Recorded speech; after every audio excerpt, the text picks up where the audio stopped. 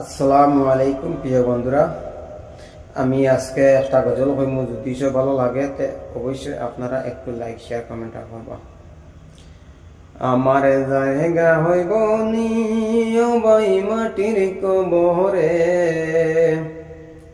আমার মতো পাপী ও বাই নাই রে জগতে, আমার জায়গা হইব নি। এলাকাবাসী রে, আমি তোমরা ছেলে সন্তান কয়দিন লাগিয়া, মরার পরে সবাই আমার যাইবারে বলিয়া, আমার জায়গা হইব নি ও বই মাটির কবরে, আমার মতো পাপী বই নাই রে জগতে, হাই রে নাই রে জগতে।